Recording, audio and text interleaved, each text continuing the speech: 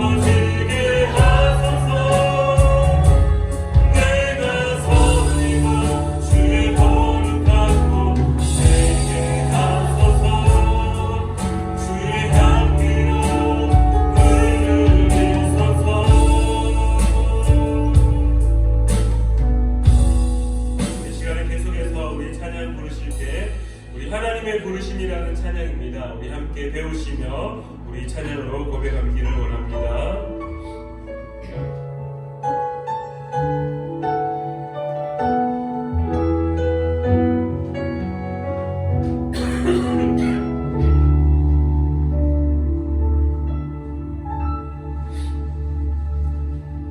하나님의 부르심에는 후회하심이 없네.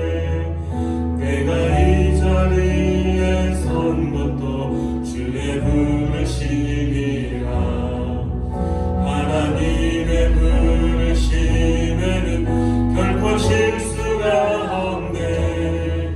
나를 부르신 하나님의 신실하심을 믿네. 우리 다시 한번 하나님의 부르심에는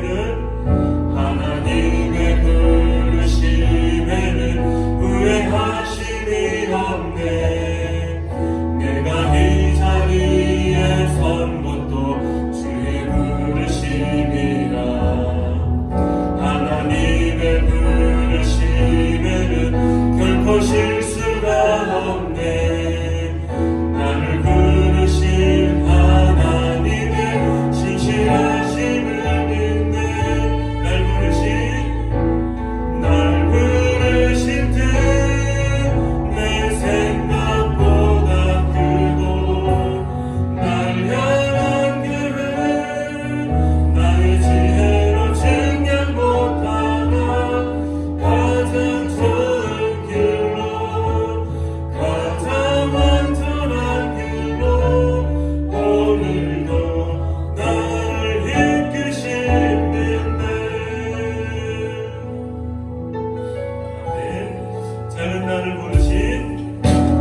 나를 부르신 뜻은 나를 알 수 없지만 오직 감사와 순종으로 주의 길을 가리라.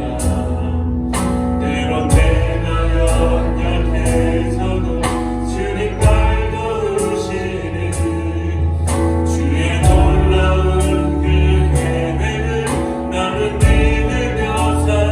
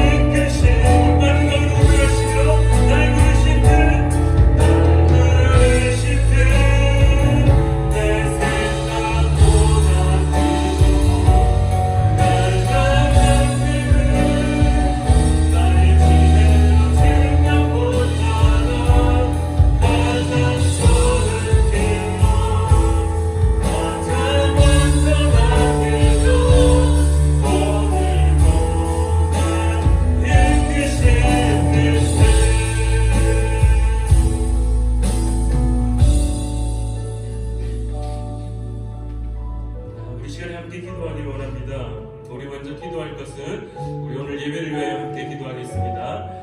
하나님, 이 예배가 하나님이 받으시는 예배 되기를 원합니다. 또한 이 예배가 이 시간이, 이 귀한 시간이 낭비되지 않도록 우리 가운데 함께하여 주시옵소서. 예수를 그리스도로 고백할 수 있는 그러한 귀한 시간, 예수님만이 이곳에 오셔서 다스리시는 그러한 시간 될 수 있게 달라고 우리 오늘 예배를 위하여 함께 기도하며 나가겠습니다. 함께 기도하겠습니다. 참 좋으신 하나님 아버지, 오늘도 우리가 주님 앞에 엎드립니다. 하나님, 오늘 우리를 부르신 이 뜻은 하나님의 실수함이 없는 뜻임을 믿습니다. 우리를 향한 하나님의 그 놀라운 계획하심이 오늘 이 예배를 통하여 이루어질 수 있도록 주님께서 하여 주시옵소서. 주님만을 바라보는 귀한 시간 되길 원합니다. 주님이 살아계신 나타나는 시간 되길 원합니다. 이 귀한 시간이 땅에 떨어져 사라져버리는 그런 낭비되어서 버리는 시간이 아니라 오직 온전히 충족되어지는 시간 되게 하시며 우리의 삶 속에 가장 귀한 시간으로 예배드리는 시간 될 수 있도록 주님 붙잡아 주시옵소서. 주님의 살아계심을 체험하며 주님의 살아계심을 고백하며 주님의 살아계심을 느끼는 시간 될 수 있도록 주님 도와주시옵소서. 주님 우리 가운데 임재하여 주시옵소서. 주님 이곳에 오시옵소서.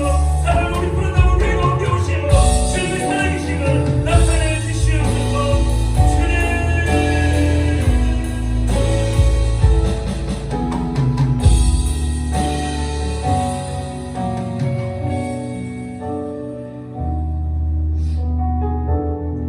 우리 시간에 다시 한번 기도하길 원합니다. 우리 특별히 이 시간에는 우리 청년들을 위하여서 함께 기도하길 원합니다.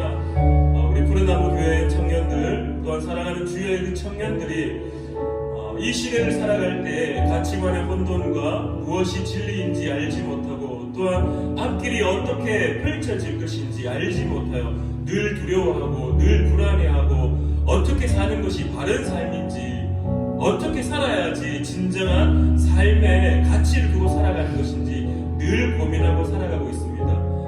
그러한 청년들의 삶이 하나님이 이끄시는 대로 불안하고 두렵고 힘들지라도 그러나 그 불안함 가운데 함께 하시는 그 하나님의 그 손 붙잡고 살아갈 수 있게 해달라고, 그 불안함에 그 두려움에 살아가는 청년들이 하나님의 뜻 가운데 살아가는 그런 청년들 될 수 있게 해달라고 우리 사랑하는 주의 청년들을 위하여서 이 시간에 함께 기도하며 나아가겠습니다. 함께 기도하시겠습니다. 참 좋으신 하나님 아버지, 하나님의 부르시면 후회하심이 없고 하나님의 계획하시면 신실하신 밖에 없습니다. 처음부터 사랑하는 주의 청년들을 위하여 계획하셨고 또한 마지막 삶의 끝난 그날까지 하나님의 이끄심이 있음을 믿습니다. 특별히 사랑하는 우리 푸른나무교회 청년들을 기억하시고 이 청년들의 삶이 주님의 이끄시는 삶이 될 수 있도록 이 불안한 시대 속에서 무엇이 진리인지 알지 못하는 시대 속에서 앞에 미래가 어떻게 펼쳐질지 못하는 그런 두려움의 시대 속에서 무엇이 진리인지 깨닫게 하시며 누구와 함께 느껴졌게 하시며 예수 그리스도를 고백하고 나아가는 삶이 될 수 있도록 주님 도와주시옵소서. 주님의 붙드시는 삶이 되길 원합니다. 이 청년의 삶이 바른 삶이 될 수 있도록 주님을 바라보는 삶이 될 수 있도록 무엇이 진리인지도 없고 고민하는 삶이 될 수 있도록 주님 함께 하여 주시옵소서.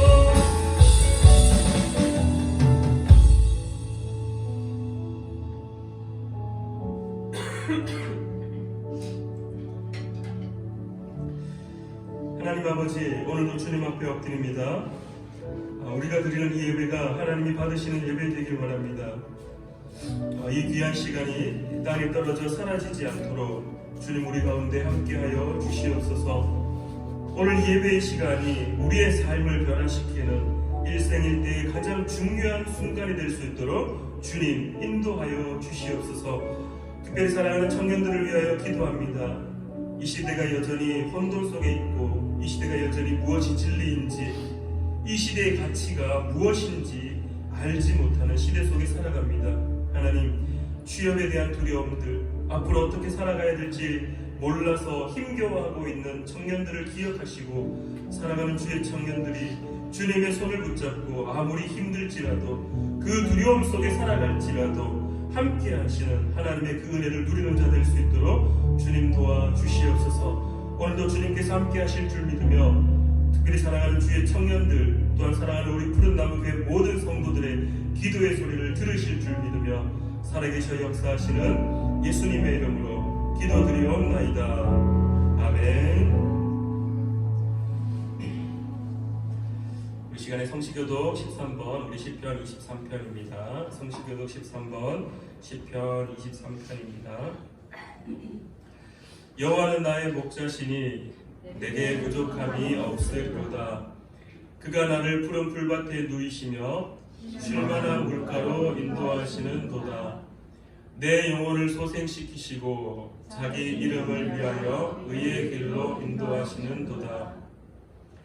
내가 사망의 음침한 골짜기로 다닐지라도 해를 두려워하지 않을 것은 주께서 나와 함께 하심이라. 주의 지팡이와 막대기가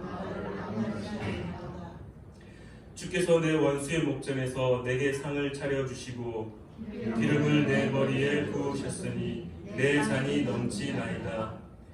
내 평생의 선하심과 인자하심이 반드시 나를 따르리니 내가 여호와의 집에 영원히 살리로다. 아멘. 우리 시간에 사도신경으로 우리의 신앙을 하나님께 고백하겠습니다. 우리 화면을 보시며 함께 읽으시며 우리의 신앙을 고백하겠습니다. 나는 전능하신 아버지 하나님 천지의 창조주를 믿습니다. 나는 그의 유일하신 아들 우리 주 예수 그리스도를 믿습니다. 그는 성령으로 잉태되어 동정여 마리아에게서 나시고 본디오 빌라도에게 고난을 받아 십자가에 못 박혀 죽으시고 장사된 지 사흘 만에 죽은 자 가운데서 다시 살아나셨으며 하늘에 오르시어 전능하신 아버지 하나님 우편에 앉아 계시다가 거기로부터 살아있는 자와 죽은 자를 심판하러 오십니다. 나는 성령을 믿으며 거룩한 공교회와 성도의 교제와 죄를 용서받는 것과 몸의 부활과 영생을 믿습니다. 아멘. 우리 시간에 찬송가 412장 우리 함께 찬양하겠습니다. 찬송가 412장입니다.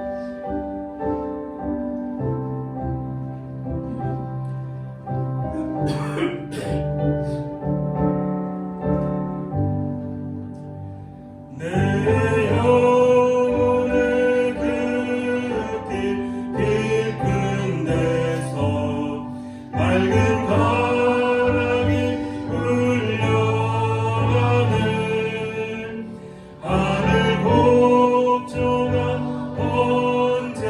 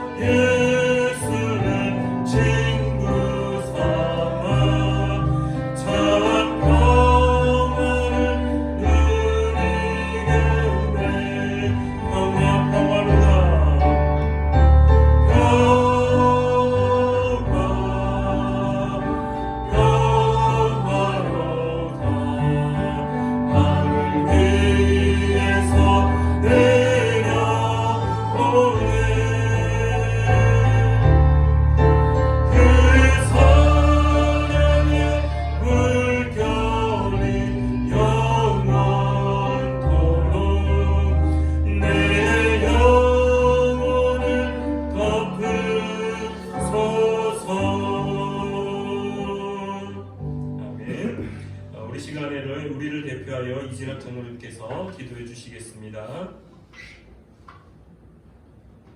다 같이 기도드리겠습니다.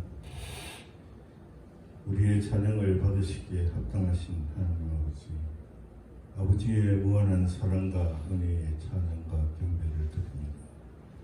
지난 한 주간도 저희들의 건강 지켜주시고 삶의 현장에서 맡은 바 일에 충실하였다가 주님의 날을 기억하고 주님 전에 예배 드리게 하심을 감사드립니다.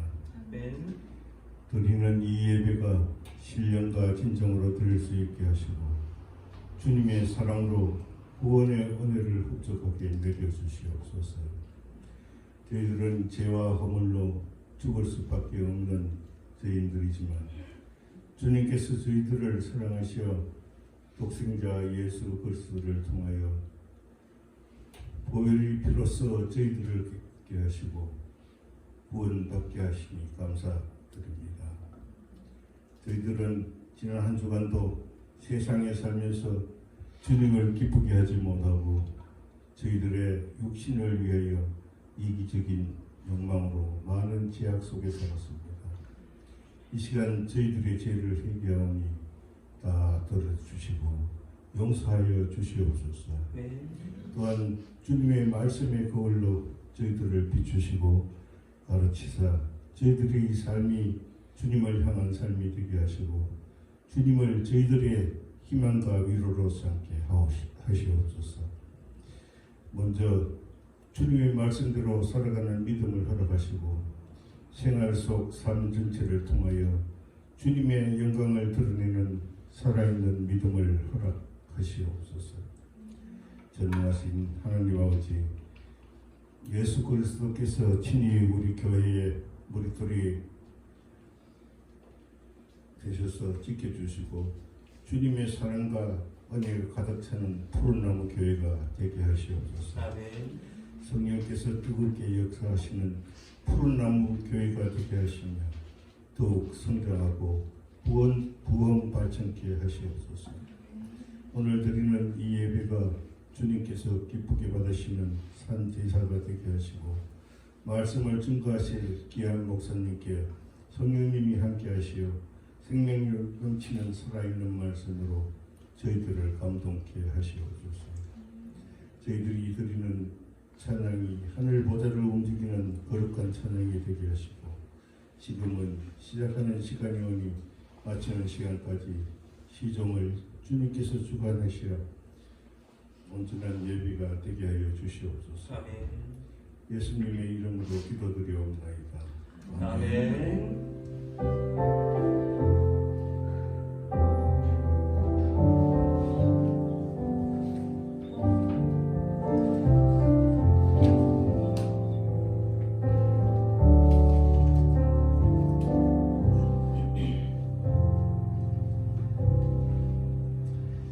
네, 우리 오늘 하나님 말씀은 마가복음 1장 29절부터 34절까지의 말씀입니다. 마가복음 1장 29절부터 34절까지의 말씀입니다. 신약 성경 54페이지에 있습니다.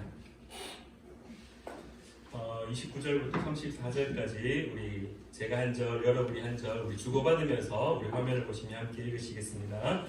회당에서 나와 곧 야고보와 요한과 함께 시몬과 안드레의 집에 들어가시니 시몬의 장모가 열병으로 누워 있는지라 사람들이 곧 그 여자에 대하여 예수께 여짜온대 나아가사 그 손을 잡아 일으키시니 열병이 떠나고 여자가 그들에게 수종드니라.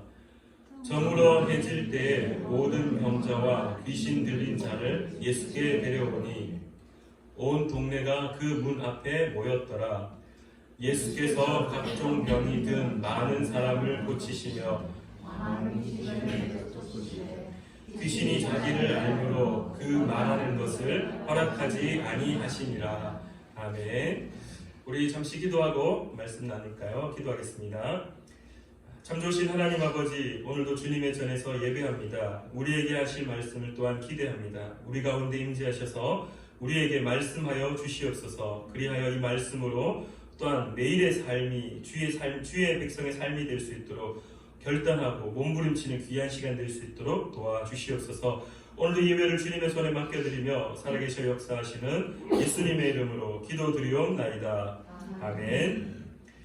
한 주간 잘 지내셨습니까? 제가 예배를 드리면서 딱 느꼈던 것이 오늘 날씨하고 우리 예배 드리는 모습이 너무 비슷한 것 같아서 저도 지금 몸이 좀 안 좋아가지고 괜히 이렇게 축 처지는 것 같고 그래서 일부러 지금 더 막 스스로 지금 막 텐션을 끌어당기고 있는데요. 우리 사랑하는 성도님들 좌우에 계신 분들에게 인사 같이 한번 하실까요? 하나님께서 당신의 삶 가운데 함께 하십니다. 우리 좌우에 계신 분들에게 한 주간의 삶을 돌아보시며 인사하시길 원합니다. 네.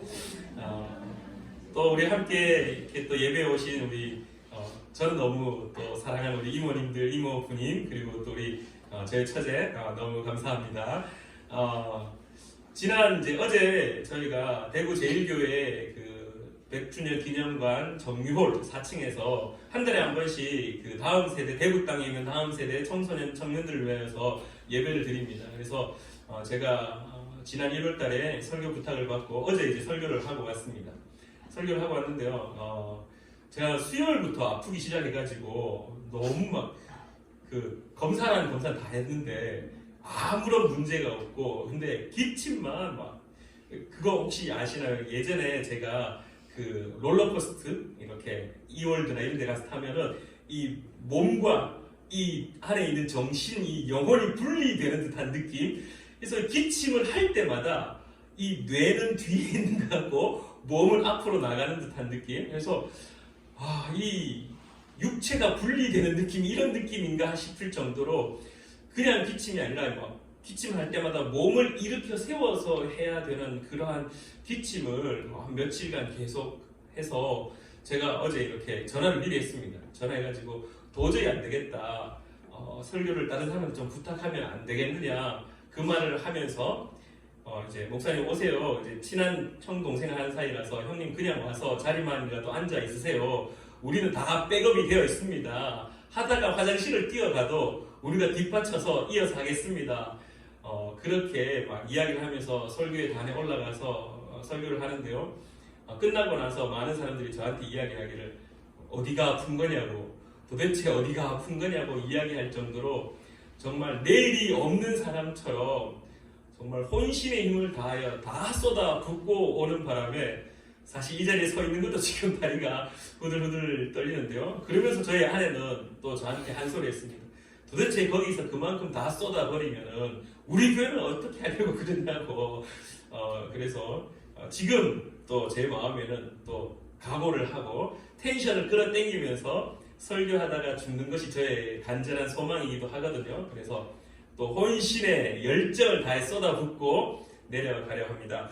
오늘 본문 말씀은 지난주에 이어서 마가복음 1장 29절부터 34절까지의 말씀인데요. 우리가 지난주에 말씀에서는 예수님이 회당에서 말씀을 가르치시는 사역, 그래서 우리가 계속해서 주현 그 예수님이 세상 가운데 드러나는 그 의미를 가지고 말씀을 나누고 있습니다. 그래서 마가복음의 저자인 마가가 예수님을 첫 번째 세상 가운데 등장시키며 소개했던 그 소개의 모습은 예수님은 선생님으로 오셨다는 것. 그래서 복음을 가르치시는 분, 말씀을 가르치시는 분. 그러면서 그것을 들었던 수많은 사람들 회당에 모여 지금의 교회와 같은 곳에서 모여서 들었던 사람들이 고백하기를 듣도 보도 못한 새로운 권위 있는 교훈이구나 라고 고백하면서 그 가운데 율법학자들도 있었고 그 가운데 서기관들도 있었고 그 가운데 원래 그 자리에서 율법을 가르치던 사람들이 있었음에도 불구하고 예수 그리스도의 그 선포가 그 가르침이 정말 자기들로 하여금 너무나 새로운 것을 깨닫게 하는 말씀의 선포자였다라는 것.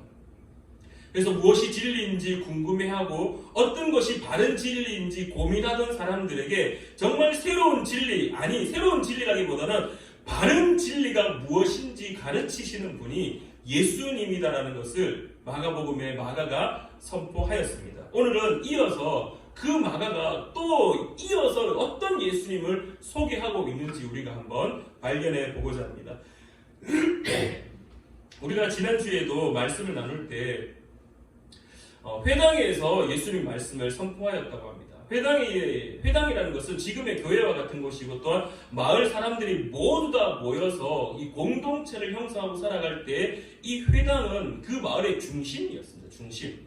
그래서 이 회당에 모인 날이 언제였냐면은 매일같이 모이기도 하지만 완전히 다 공식적으로 모여야 되는 날이 있다면 바로 안식일이었습니다. 지금의 이 요일로 따지면 토요일 저녁입니다. 금요일 밤이 해가 떨어지면서부터 안식일이 시작되어서 토요일 해가 떨어지기 직전까지의 안식일, 이 토요일 날 모여서 주님의 말씀을 나누고 강론하고 그 말씀을 배우고 했습니다.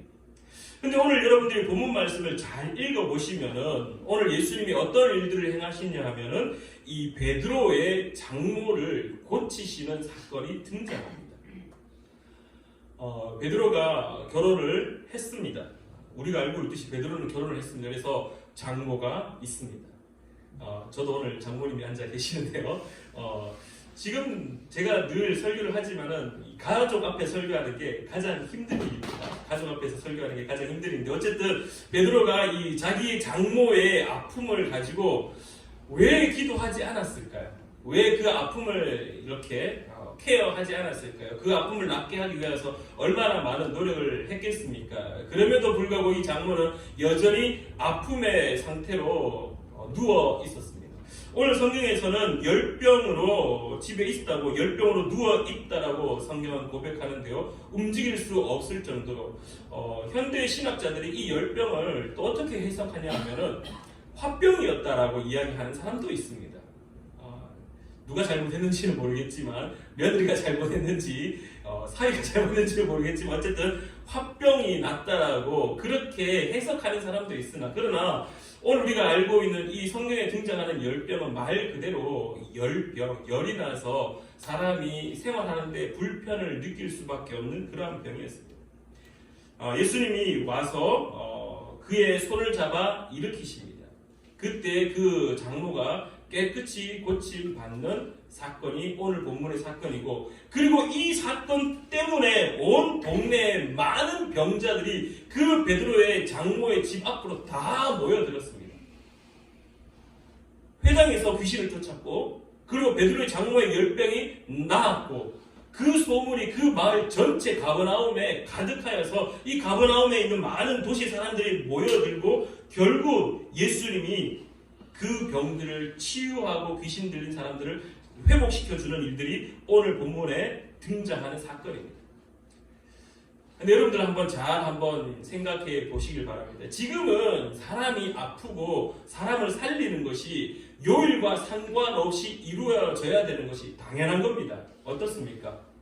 사람이 아프면 살리는 것은 당연한 겁니다. 당연한 거. 여러분들 병원이 24시간 돌아갑니다. 1년 연중 무휴로 돌아갑니다. 한 번도 쉬지 않습니다. 병원은요, 사람을 살리는 곳이기 때문에 가까이 경대병원 가보십시오. 응급실은 늘 아픈 사람이 가득하고 그곳의 의사들은 한시가 급하게 달려가서 사람을 살리기 위하여서 노력합니다. 근데 재미난 사건은 오늘 우리가 본문을 읽을 때 예수님의 치유하는 이 장면을 당연히 받아들이고 예수님이니까 그냥 병든 사람이 있으니까 치유하시는 거 당연하다고 생각할 수 있지만 그러나 그 시대에 그 생활의 문화와 관습을 알면은 이 사건은 너무나 놀라운 사건입니다. 그 당시에는요 안식일 날은 아무것도 하면 되지 않는 시대였습니다. 신명기 5장 14절 말씀을 제가 한번 읽어드리겠습니다. 구약 말씀이 신명기 5장 14절에 안식일을 어떻게 정의하는지 이렇게 말합니다. 일곱째 날은 내 하나님 여호와의 안식일인즉 너나 내 아들이나 내 딸이나 내 남종이나 내 여종이나 내 소나 내 나귀나 내 모든 가축이나 내 문 안에 유하는 객이라도 아무 일도 하지 못하게 하고 내 남종이나 내 여종에게 너같이 안식하게 할지니라. 그래서 구약 성경의 안식일 날은 어떤 의미였냐면 그냥 쉬는 날이었습니다. 쉽게 말하면 노동 금지.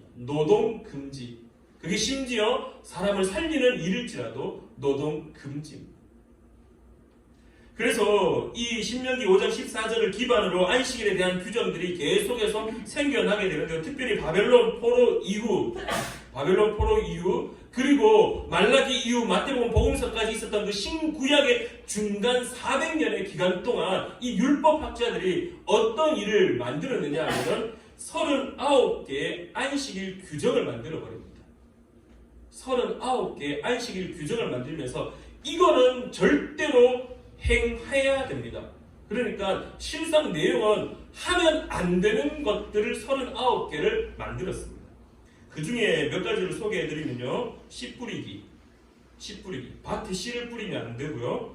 밭 갈기 하면 안 되었고요. 추수하기 하면 안 되었고요. 곡식의 단을 거두어서 묶는 것 하면 안 되었고요.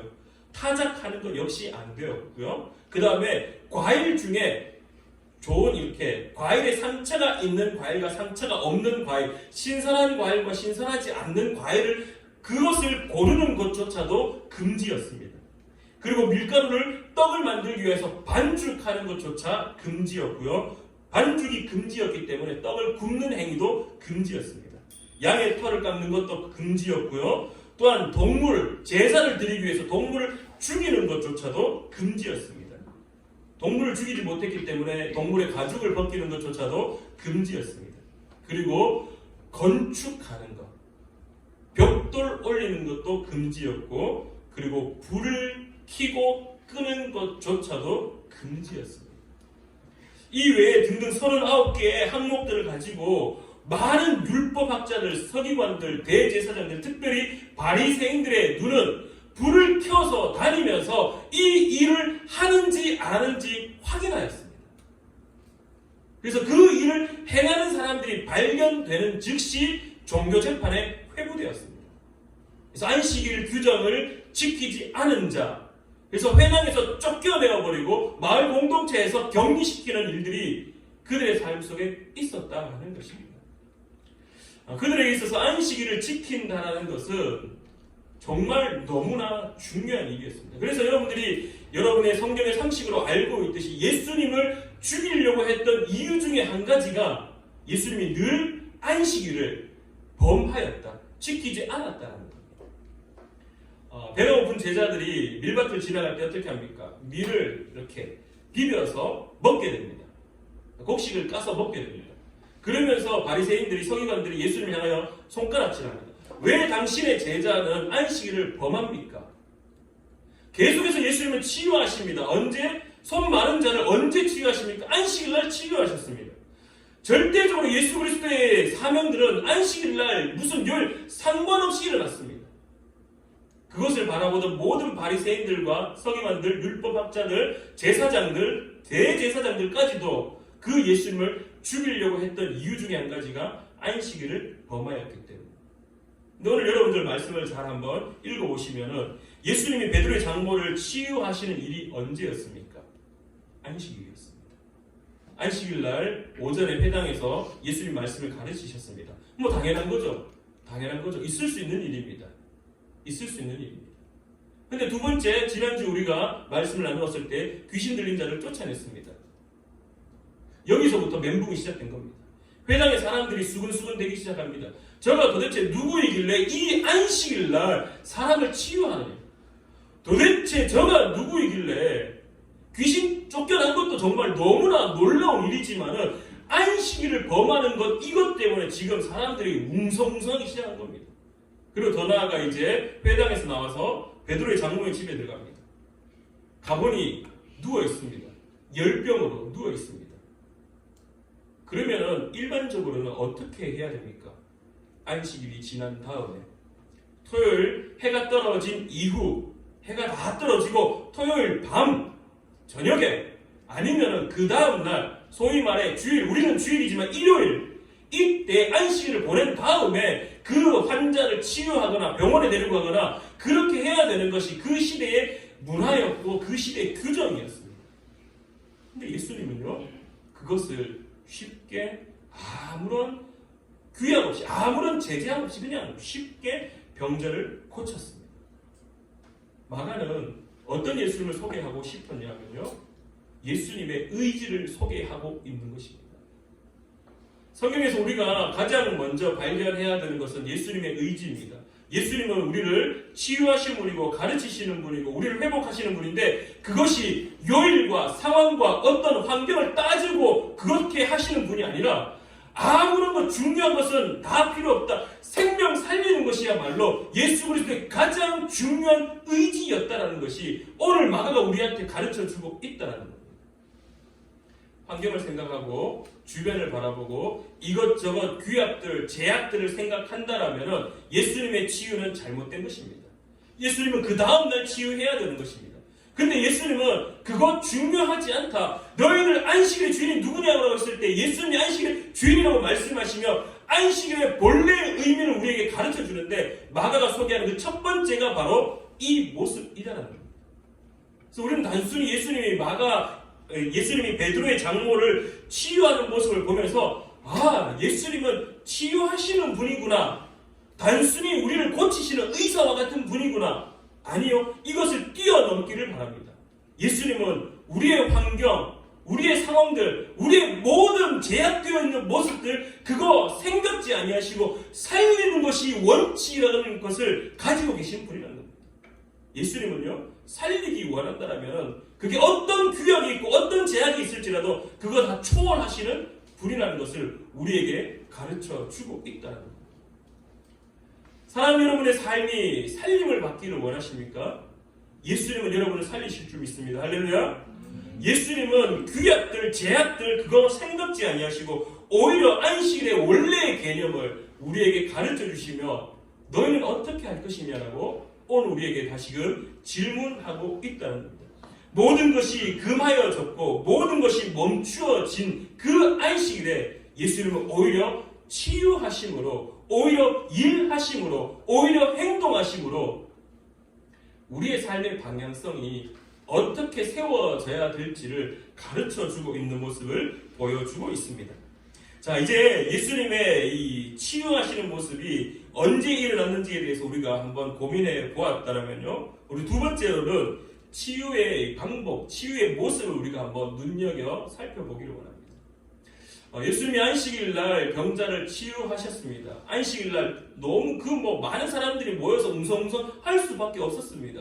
손가락질 할 수밖에 없던 상황입니다. 그런데 또 한 가지 우리가 눈여겨 보아야 될 것은 병자를 치유할 때 예수님의 행동입니다. 오늘 성경은 이렇게 이야기합니다. 그 손을 잡아 일으켰다라고 성경은 말합니다. 어떻게 보면은 치유의 현장을 우리가 일반적으로 본다라면은 병원에 가면은 제일 먼저 하는 게 뭡니까? 열부터 재죠. 저도 열을 얼마나 많이 재는지 모릅니다. 귀에 막 구멍이 날 정도로 재고요. 정말 코로나 이후에 코 구멍에 이렇게 찔림을 받는 거는 정말 상상할 수 없을 정도로 여기 신모 병원에 갔었는데요. 오른쪽 코를 찔렀는데 그 찌르는 뭐라고 해야 될까요? 그 키트라고 해야 될까요? 그 짝대기 왼쪽 코에서 나오는 듯한 느낌이었습니다. 훅 찔렀는데 이쪽 코에서 막 그 느낌이 날 정도로 하고 그리고 그게 끝나니까 저는 이제 한 번으로 끝난다고 너무 좋아했는데 의사 선생님이 뒤로 돌아서서 멈추어 계시길래 드디어 끝났구나. 그래 최기석 남자다. 잘 참았다. 그러면서 웃고 있는데 갑자기 환자분 자 힘 빼세요. 한 번 더 하겠습니다. 이제는 왼쪽 코에 찔렀는데 오른쪽 코에서 나오는 정도로 정말 하고 나서 검사하고 나서 너무 힘들었는데요.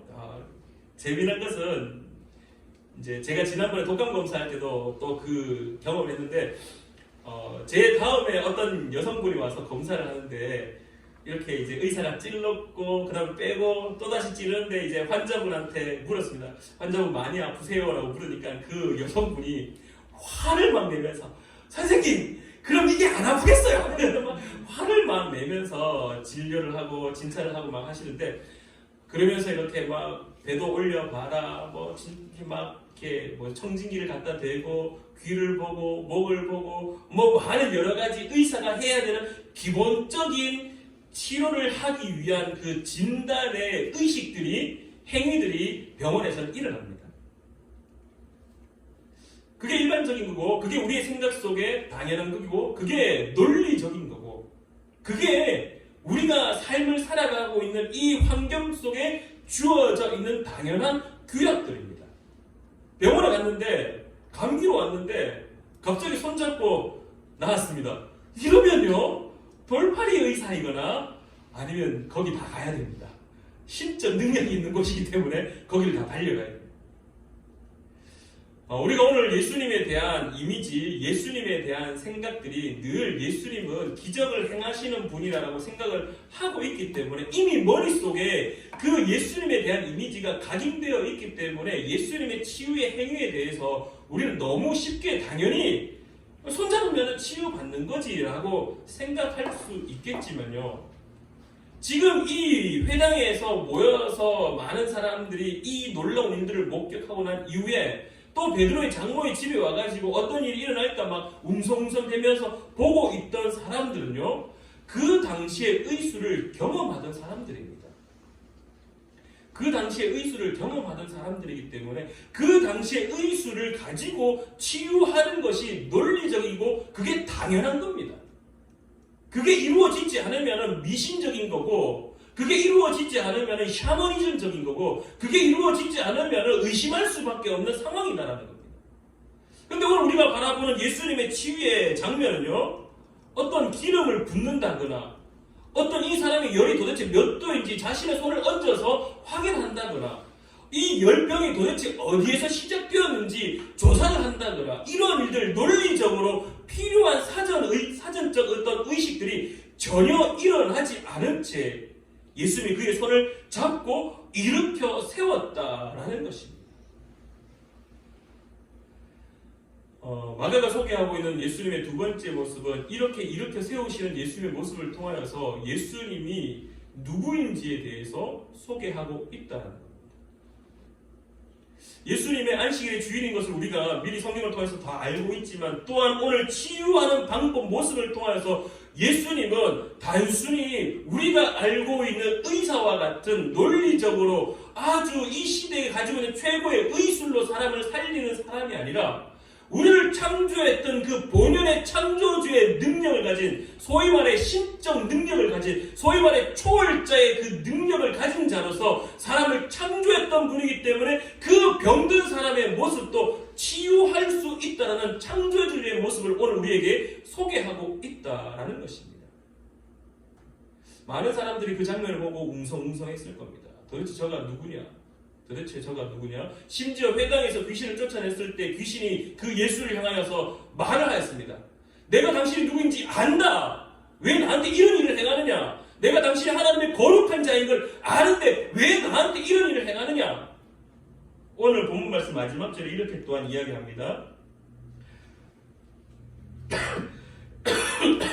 예수께서 각종 병이 든 많은 사람을 고치시며 많은 귀신을 내쫓으시되 귀신이 자기를 알므로, 귀신이 안다라고 소개합니다. 귀신이 안다라고.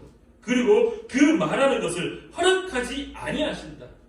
누구라는 사실을, 하나님의 아들이라는 사실, 그리고 초월자라는 사실, 그리고 창조주라는 사실을 귀신이 알고 있었고 그것을 말하는 것을 예수님이 허락지 않다. 왜? 그 이유에 대한 부분은 우리가 또한 더 말씀을 공부하면서 다시 한번 나누겠지만요. 어쨌든 지금 중요한 것은 마가가 어떤 예수님을 소개하느냐라는 것입니다.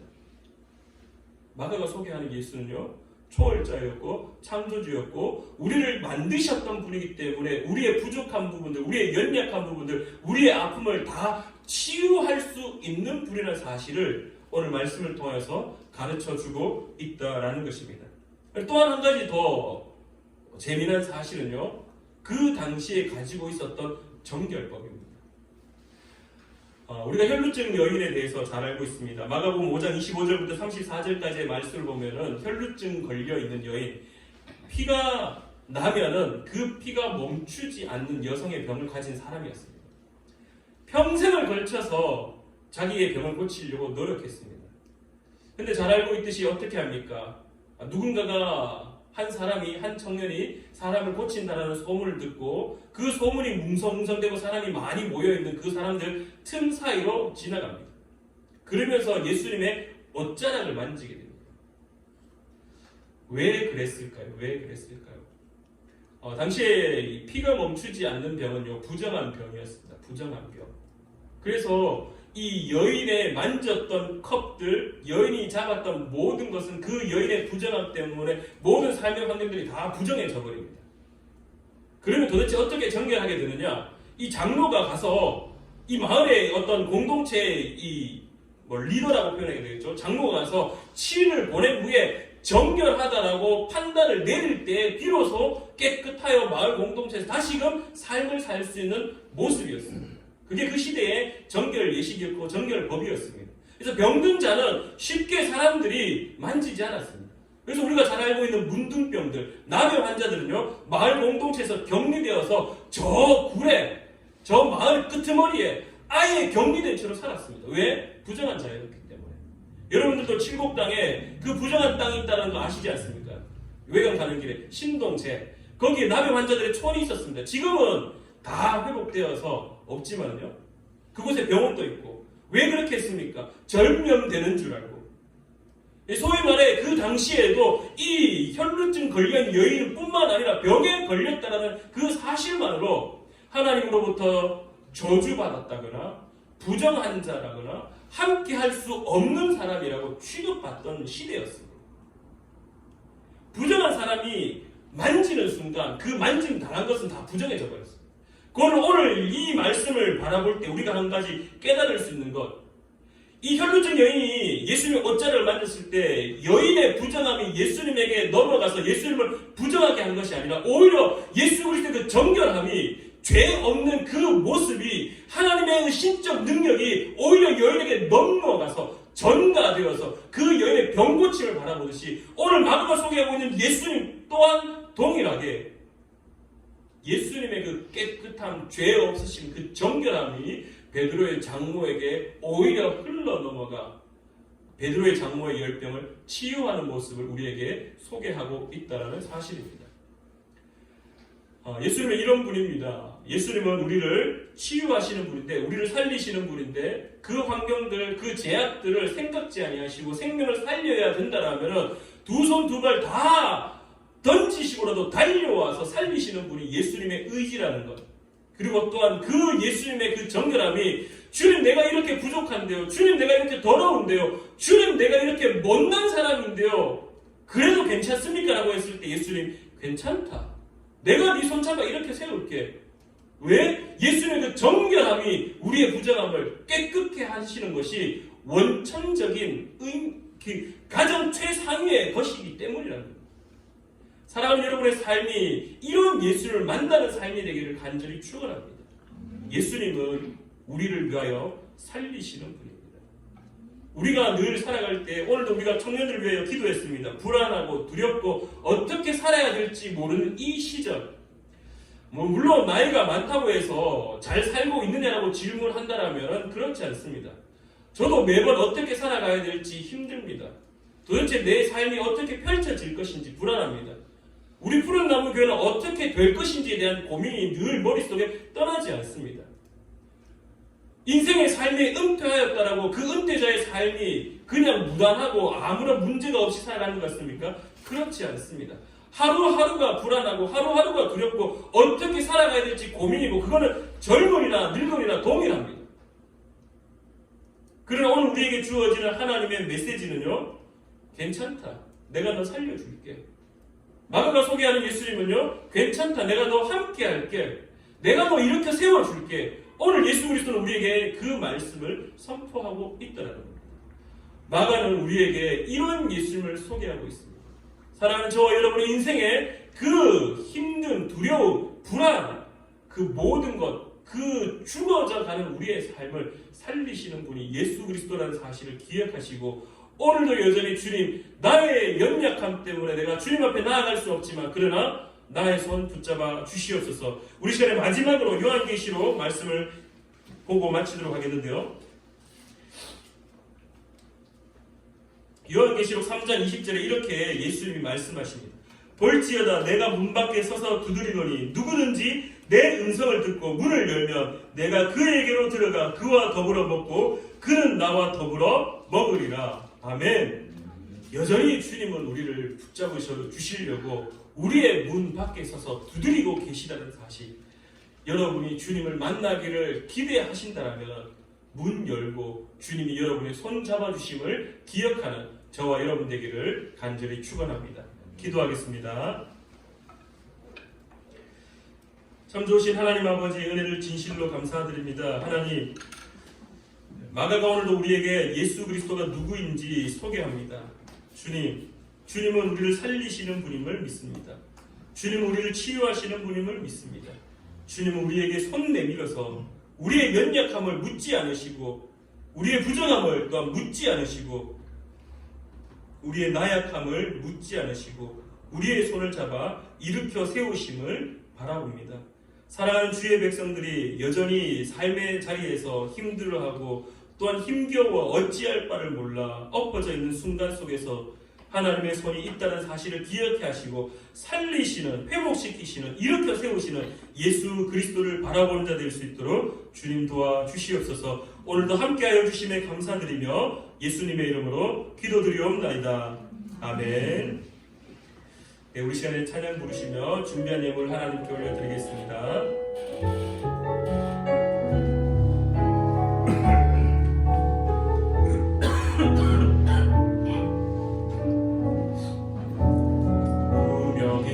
우명이어도 고마워하지 않은 것은 예수 안에 만족함이라.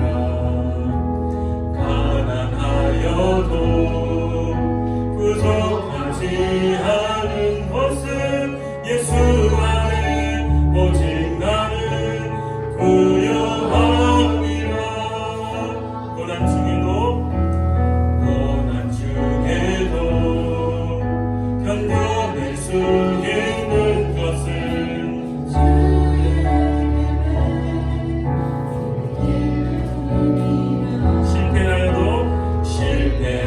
실패하여도 일어설 수 있는 것은 예수 안에 오직 나는 승리함이라.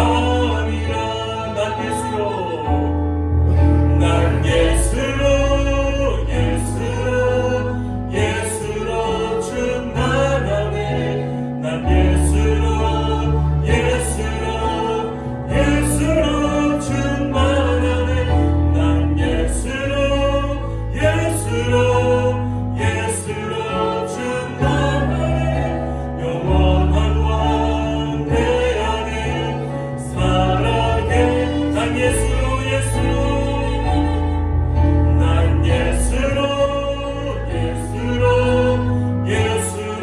충만하네. 세상 모든 급파도 두렵지 않네. 난 예수로 충만하네. 영원한 왕 내 안에 살아계시네. 우리 함께 기도하겠습니다. 참 좋으신 하나님 아버지, 오늘도 주님의 전에 예배하게 하시는 일을 진실로 감사드립니다. 하나님, 우리가 고백할 것은 살리시는 그 예수 그리스도를 만나며 함께하는 자 될 수 있도록 주님 도와주시옵소서. 예수가 그리스도는 사실이 얼마나 귀한 사실인지 깨닫게 하시며 우리의 입술과 우리의 삶으로 예수를 그리스도로 고백할 수 있도록 주님 도와주시옵소서. 사랑하는 주의 백성들이 하나님의 전에 나올 때 주님의 그 은혜에 감사하여 정성스럽게 예물을 올려드립니다. 하나님, 이 예물이 하나님의 마음이 있는 곳과 하나님의 눈이 있는 곳, 하나님의 그 나라가 이루어질 곳에 쓰일 수 있도록 주님 우리에게 또한 지혜를 허락하여 주시옵소서. 그리하여 이 예물들이 하나님의 나라를 위한 곳에 쓰일 수 있도록 늘 인도하여 주시옵소서. 오늘도 주의 백성들 가운데 함께하여 주심에 감사드리며 사랑하는 조창용 목사님을 기억하시며 또한 사랑하는 권호희 목사님을 기억하셔서 그들의 선교 사역 가운데에도 늘 함께하여 주시옵소서. 이제는 우리 주 예수 그리스도의 크신 은혜와 하나님 아버지의 놀라운 사랑하심과 성령 하나님의 교통하심이 오늘 예배를 드리는 사랑하는 주의 백성들 가운데 이제로부터 영원히 함께 하시기를 간절히 축원하옵나이다. 아멘.